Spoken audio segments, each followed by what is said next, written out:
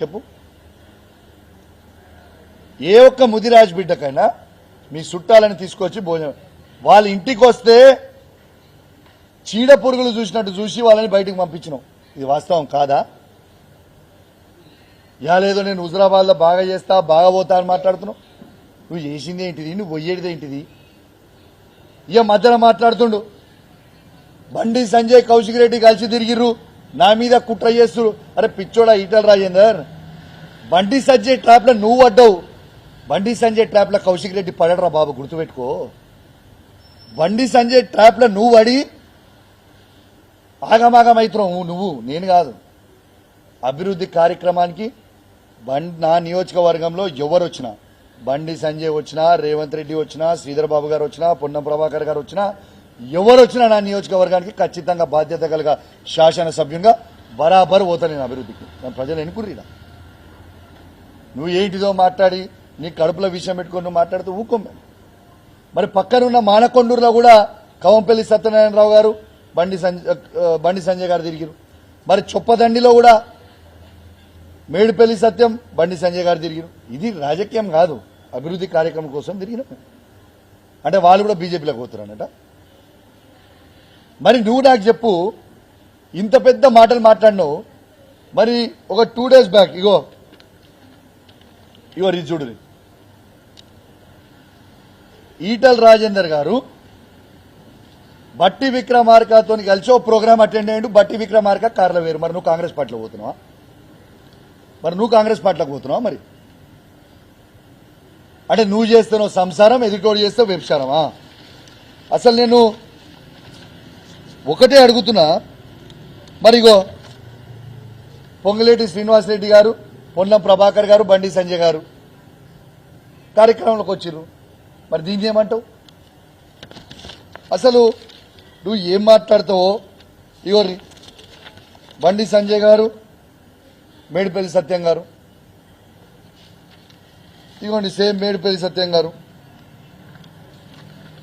మరి రాజేందర్ గారు, మీరు ఇవన్నిటికీ కూడా మీరు జవాబు చెప్పాల్సిన అవసరం ఉన్నది కదా.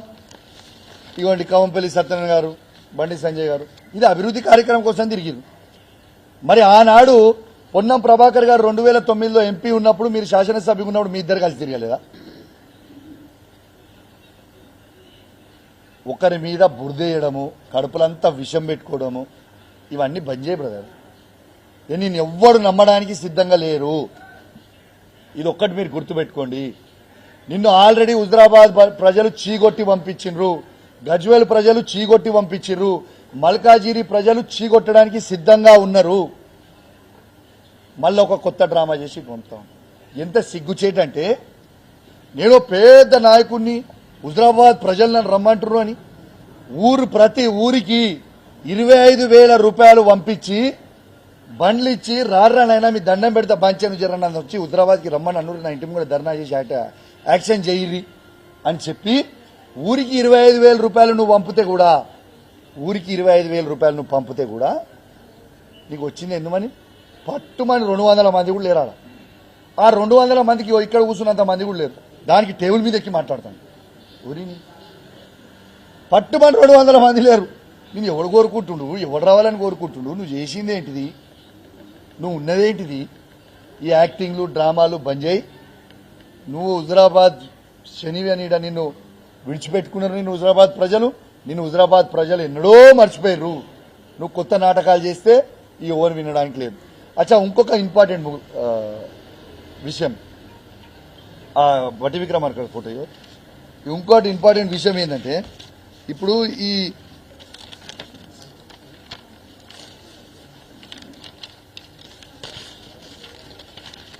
మరి నేను ఇంకొకటి కూడా అడుగుతా ఉన్నా. ఇలా బట్టి విక్రమార్క గారి కారులో నువ్వు కలిసి ఈ ప్రోగ్రాంకి పోయినావు. ఇది నీ అఫీషియల్ అకౌంట్లోనే నువ్వు పోస్ట్ చేసుకున్నావు.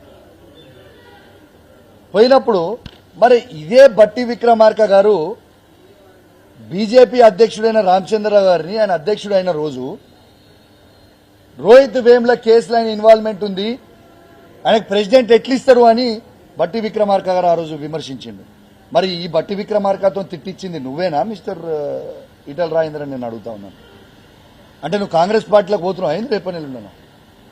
ఏడజాలలో దిక్కు ఇప్పుడు ఆల్రెడీ కేసీఆర్ గారిని మోసం చేసినావు, టీఆర్ఎస్ కార్యకర్తలను మోసం చేసినావు, హుజరాబాద్ ప్రజల్ని మోసం చేసినావు, ఇప్పుడు నిన్ను నమ్ముకుని వచ్చిన టీఆర్ఎస్ ఇచ్చిపెట్టి బీజేపీలోకి వచ్చిన కార్యకర్తలను మోసం చేసినావు, ఇవాళ రేపు ఎల్లుంటో బీజేపీని కూడా మోసం చేస్తావు. ఇంత మోసపోయిన చరిత్ర నీది. అంత దారుణమైన చరిత్ర పెట్టుకున్నా చరిత్ర తెలుసా? నీ చరిత్ర ఎవరు తెలియదా బాబు? నువ్వు చీటర్ అని తెలుసు, నువ్వు మోసగాను అని తెలుసు, అన్నీ తెలుసు. ప్రజలన్నీ కూడా గమనిస్తా ఉన్నారు. ఖచ్చితంగా మళ్ళా కూడా నేను చెప్తా ఉన్నా, హుజరాబాద్ గడ్డ మీద కూర్చొని చెప్తా ఉన్నా, 5 మండలాల్లో 5 జెడ్పీటీసీలు గెలిచేది బీఆర్ఎస్ పార్టీయే, 5 ఎంపీపీలు గెలిచేది బీఆర్ఎస్ పార్టీయే, ప్రతి గ్రామంలోకి ఎంపీటీసీ గెలిచేది బీఆర్ఎస్ పార్టీయే, ప్రతి వార్డు మెంబర్ గెలిచేది బీఆర్ఎస్ పార్టీయే, ప్రతి సర్పంచ్ గెలిచేది బీఆర్ఎస్ పార్టీయే, ప్రతి కౌన్సిలర్ గెలిచేది బీఆర్ఎస్ పార్టీయే, ప్రతి చైర్మన్ గెలిచేది బీఆర్ఎస్ పార్టీయే. రాసి పెట్టుకోండి, మీకు ఇవాళ చెప్తున్న ఈ మాటని. ప్రతిదీ కూడా మళ్ళా కేసీఆర్ గారి జెండా ఎగిరేస్తుంది. ఇక కొన్ని నేను చెప్పాల్సిన అవసరం లేదు, కొన్ని సర్వేలు వాళ్ళే చేసుకురు, వాళ్ళే బయట పెట్టిరు. ప్రతి కాంగ్రెస్ పార్టీ సర్వేలో కూడా ఇక్కడ బీఆర్ఎస్ పార్టీ జెండా ఎగురుతుందని వెరీ క్లియర్ గా చెప్పారు. ఖచ్చితంగా నేను చెప్తా ఉన్నా, ఎస్ కేసీఆర్ గారి నాయకత్వంలో ఇక్కడ ఒక బాధ్యత కలగా శాసనసభ్యునిగా ప్రతి బీఆర్ఎస్ టీఆర్ఎస్ కార్యకర్తని గెలిపించుకునే బాధ్యత నేను తీసుకుంటా. ప్రతి ఒక్కరిని కూడా గెలిపించుకొని తీసుకొని వస్తా అని కూడా ఈ సందర్భంగా తెలియజేస్తూ, అదేవిధంగా మళ్ళొక్కసారి చెప్తా ఉన్నా, 20 ఏళ్లు టీఆర్ఎస్ పార్టీ జెండా మోసిన నాయకులకి మొన్న ఈటల రాజేందర్ గారితో మోసపోయి మీరు ఆడ పోయి ఉండి ఇబ్బంది పడుతున్న నాయకులకు చెప్తా ఉన్నా, మేము ఎవరేమనుకోం, our గేట్స్ ఆర్ ఓపెన్, మీరు ఎప్పుడన్నా రావచ్చు, మీకు ఏది ఉన్నా కూడా ఫీల్ ఫ్రీ, మేమేం అనుకునేది ఏం లేదు, మీరు రావచ్చు. మీరు ఒరిజినల్లా మీరు కేసీఆర్ మీద మీ అందరికి ప్రేమ ఉందని నాకు కూడా తెలుసు. మీ అందరు కూడా మన టీఆర్ఎస్ బీఆర్ఎస్ పార్టీకి వాపసు రావచ్చు. మిమ్మల్ని కేసీఆర్ కేటీఆర్ సార్ సమక్షంలో, హరీష్ రావు గారి సమక్షంలో తీసుకుపోయి కల్పించి మరీ మీకు స్వాగతం పలుకుతామని ఇవాళ హుజరాబాద్ గడ్డ మీద నుంచి ప్రతి వాళ్ళ కార్యకర్త కూడా చెప్తా ఉన్నాను. ఎందుకంటే పాపం వాళ్ళని తీసుకుపోయి మోసం చేస్తే వాళ్ళ ఆగమాగం ఉన్నారు. కాబట్టి ఈ సందర్భంగా తెలియజేస్తూ, ఇవాళ మీ క్లియర్ గా మీ ద్వారా యావత్ తెలంగాణ ప్రజలు మొత్తం వినేలాగా ఇవాళ కేసీఆర్ గారిని ఏ విధంగా మోసం చేసిండో, హుజరాబాద్ ప్రజల్ని ఏ విధంగా మోసం చేసిండో, ఆయనతోని టీఆర్ఎస్ బీజేపీ కార్యకర్తలని ఏ విధంగా మోసం చేసిండో, ఇవాళ మళ్ళా రేపు బీజేపీని కూడా ఏ విధంగా మోసం చేయబోతుండో క్లియర్ గా మీ ద్వారా అందరికి కూడా మీ ద్వారా చెప్పింది. మీ అందరు కూడా చూసిర్రు, విన్నరు. ఇక ప్రజలు కూడా నిర్ణయిస్తారని కోరుతున్నాం. ఇంకోటి కూడా అన్నాడు, నేను ఎమ్మెల్సీ విప్ ఉన్నప్పుడు ఆయన